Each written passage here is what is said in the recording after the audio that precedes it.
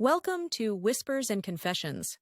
There might be a twist waiting, so please make sure to watch until the end. Don't forget to subscribe and like. Let's begin right away. Let me share a captivating story from my recent past.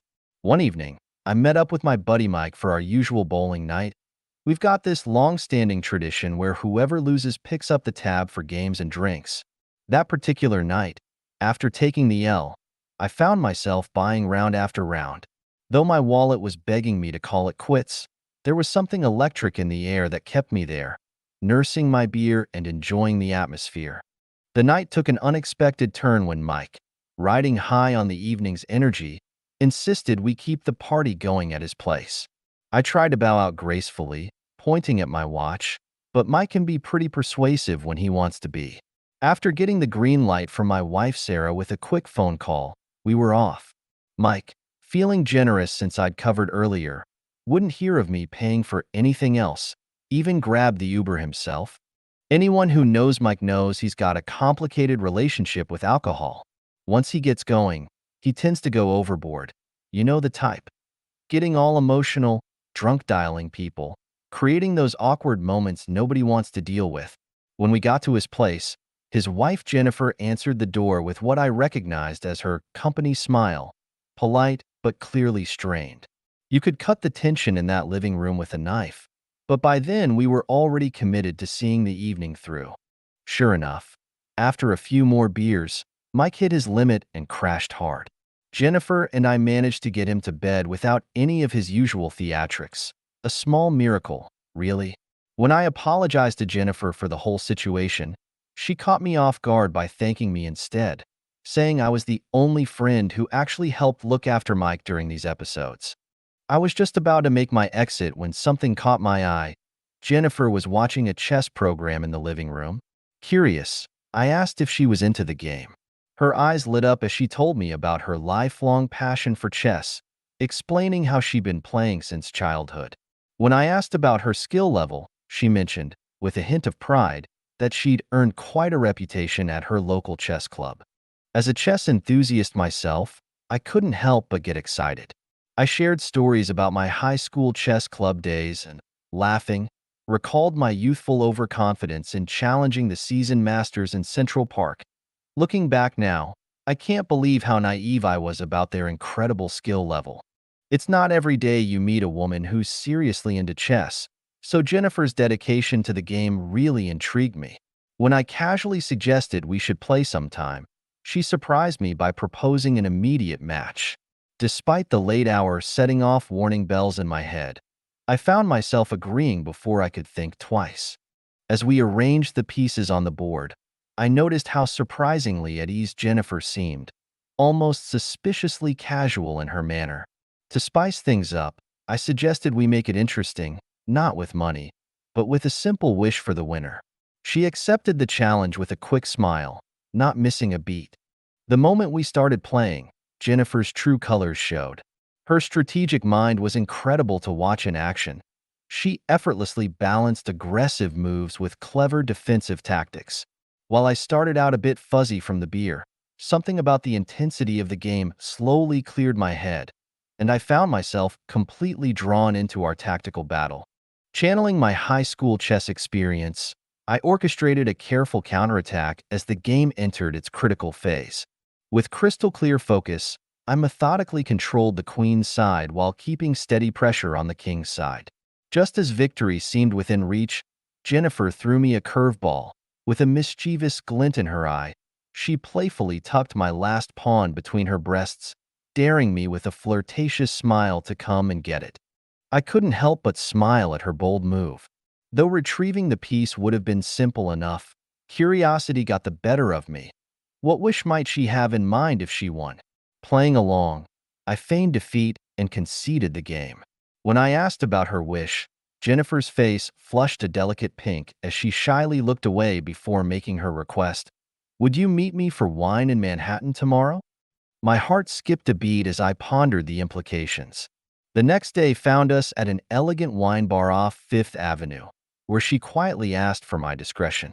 I agreed without a second thought. That evening left an indelible mark. I found myself constantly revisiting our wine-fueled conversations in my mind, her passion for chess making her all the more intriguing. Time seemed to float by as we sat across from each other, trading stories and memories over our shared love of chess. The wine loosened our inhibitions, and before we knew it, we were making our way to a boutique hotel on the Upper East Side. Everything felt natural, unfolding through meaningful glances rather than words. The wine may have been our excuse, but I could no longer deny the magnetic pull I'd felt since our first chess match. In our hotel suite, Jennifer suggested we play truth or dare to break the ice. Despite my nerves, I played along, choosing dare repeatedly until my jacket and shirt lay discarded. When I joked about making similar wagers over chess, she laughed and reminded me she hadn't brought a board. The mood shifted as Jennifer opted for truth, ready to share her deeper thoughts. Our intimate game of revelations brought us closer with each shared secret. That night became something truly special, both thrilling and meaningful. The following days were filled with thoughts of Jennifer, and I kicked myself for not getting her number. Finally, I called Mike to suggest drinks at their place, which he happily accepted.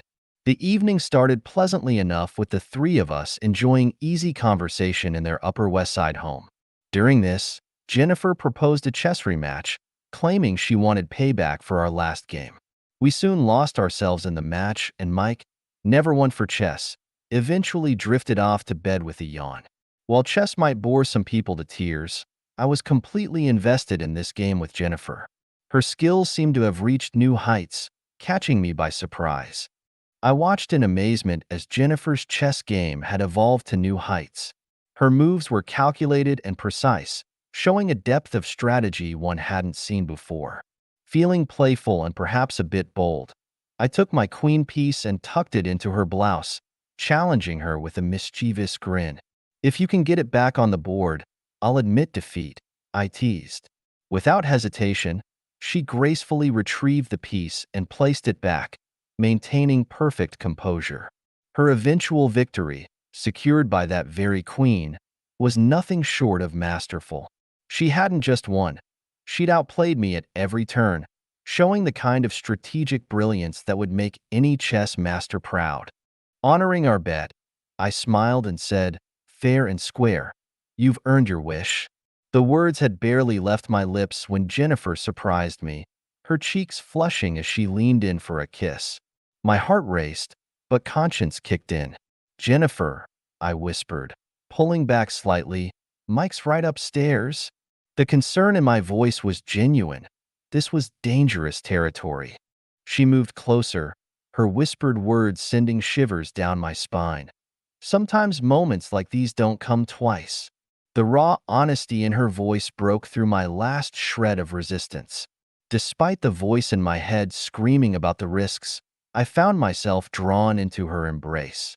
There on the living room sofa, we shared stolen moments of passion, our hearts pounding with both desire and the thrill of secrecy. Our passionate rendezvous on the sofa crackled with an electric tension, knowing we had to keep absolutely silent. Jennifer moved with such natural elegance that I found myself completely entranced. Her body's gentle curves and graceful movements stirred something deep and primal within me, while the way she responded so eagerly to every touch made my heart pound against my chest. Our bodies moved together with an almost supernatural synchronization, every movement measured and deliberate as we tried to contain our shared passion. The intensity between us was electric, heightened by the need to stay silent. Each whispered breath and gentle touch carried more meaning than words could express, building a connection that felt both dangerous and irresistible. In these stolen moments, even the slightest brush of skin against skin sent sparks through my entire body, deepening our intimate dance. Her entire body trembled with anticipation beneath my touch as she bit her lip to stay silent. I was captivated by how she maintained such perfect composure while clearly wrestling with overwhelming desire. No words were needed. Our eyes locked in an intimate dance, speaking volumes in the charged silence between us. Our passion crescendoed as we moved together, building to an exquisite climax shared in perfect silence. Every touch felt electric, every kiss more intense than the last, as the possibility of discovery heightened each delicious sensation to an almost unbearable peak. After our intimate moment, Jennifer revealed something that shook me to my core. Fighting back tears, she confessed that Mike had been unfaithful with a coworker 2 years earlier. Despite his sincere apologies and subsequent loyalty, she still carried the pain of his betrayal deep inside. With brutal honesty, she admitted that our affair was partially motivated by her desire for emotional healing and revenge. The chess games, she explained with a hint of guilt in her voice, were just her clever way of getting close to me. This confession left me reeling, torn between sympathy and shock, yet I couldn't deny the genuine feelings I developed for her.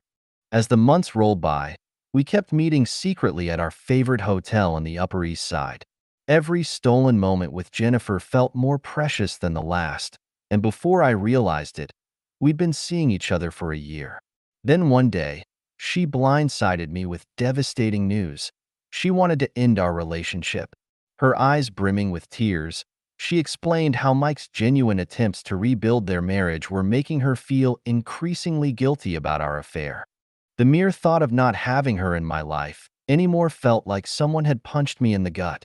I'd grown to cherish everything about her. Our deep conversations over chess, the way we could communicate without words, the special connection we shared. Though I managed to talk her out of ending things, there's this nagging fear that keeps me up at night, wondering when this house of cards might come crashing down.